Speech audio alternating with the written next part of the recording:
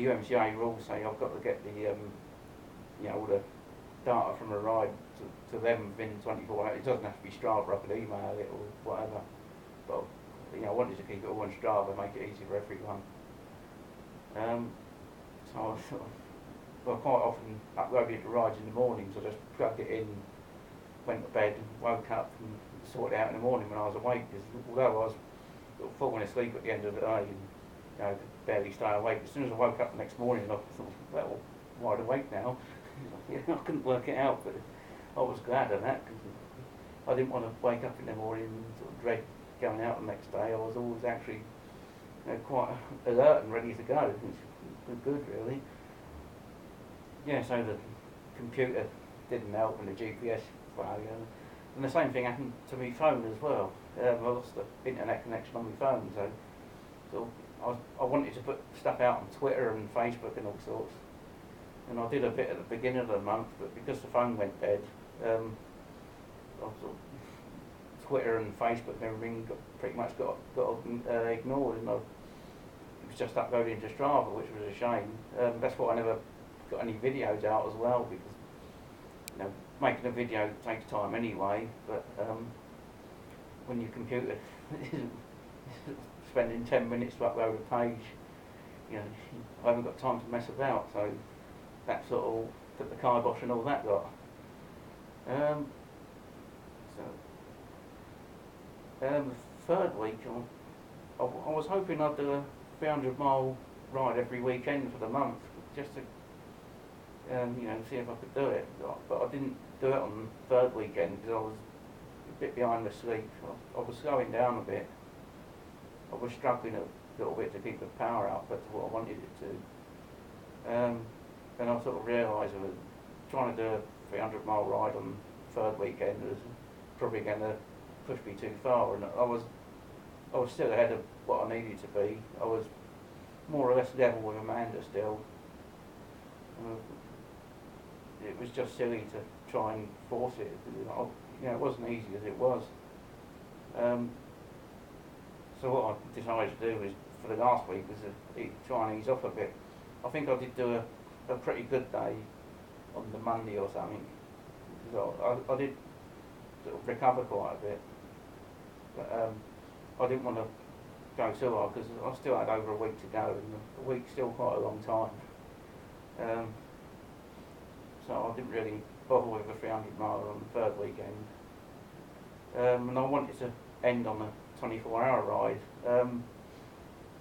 What I wanted to do was use Milton Keynes Bowl and start a ride on the last day, or the day before actually, Friday. I was going to finish, I had until midnight Saturday to finish.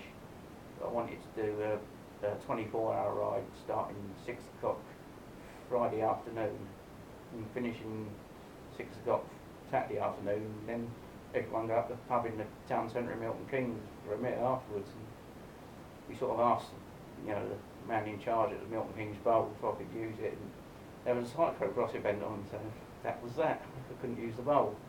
So, well, fair enough. I didn't plan it in advance because I wasn't sure I'd be up to a 24-hour ride at the end of the month, because don't forget this was still a bit of an experiment for the year record, and I sort of wanted to try and test a few things out and push it as much as I could, but I was trying to work out the best way to do the year record still. I just wasn't sure if I'd be up to a 24-hour ride, and it turned out that I wasn't.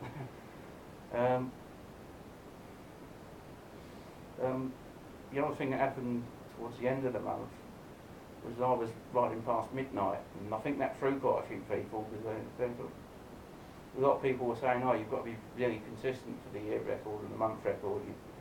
But you've also got to work around the weather. I don't think consistency is the main thing. I think balance is. What I was doing at the end of the month is I was trying to recover so I could finish on a really good day. I wanted to finish on a 300-mile day or more. Never worked out, but that's what I was aiming for. But to be able to do that, I had to recover. I was trying to get myself to wake up earlier in the morning, so that on the last day I could sort of wind back the clock and wake up at just before midnight and set off for a 24-hour ride. Now I can bowl without the question.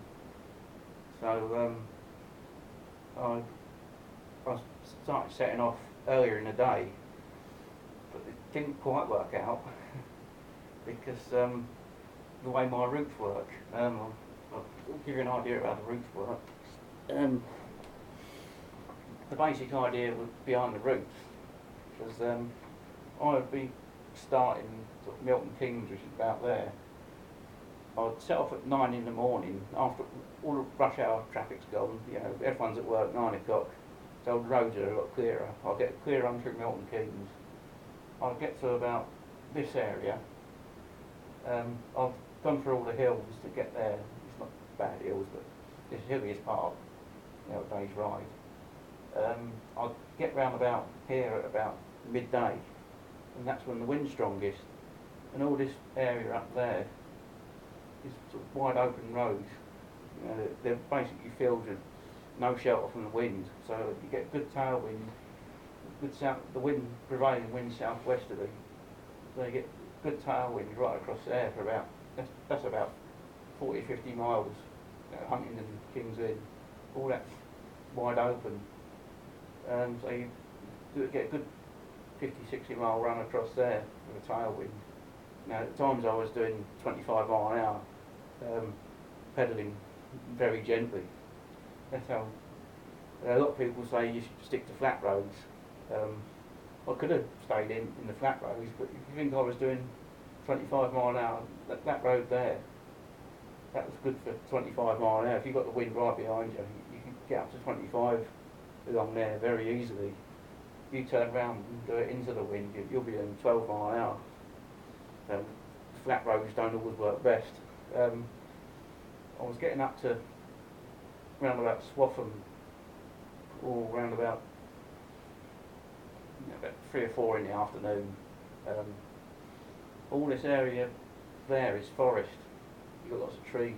It's a little bit, you know, it's a little bit up and down. It's not flat, but the shelter from the wind, instead of doing 12 mile an hour into the wind, you'd use it 15-16 mile an hour over sort of gradual hills like that. So I was coming through the forest until about 6 or 7 in the evening, down towards between Newmarket and Bury St Edmunds, down to a place called Clare in Suffolk. Clare to Saffron Walden.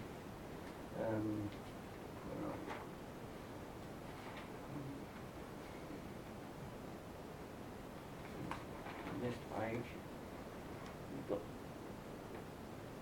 this Clare there to Saffron Walden.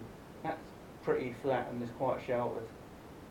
So the wind is usually from that sort of direction, but there's a lot of shelter on there. It's pretty flat. I was sort of getting to Saffron Walden around about 7 or 8 in the evening. Just missed all the traffic through Saffron Walden because that gets really clogged up. Then cross back home when the wind's dropped. Around about 7 in the evening, the wind drops right down. So back into the wind when it was lightest. I was getting a good tailwind up. Not much wind coming down, very light wind coming back home.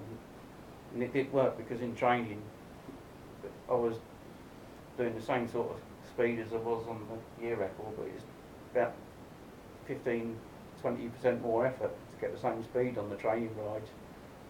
So my routes did actually work really well.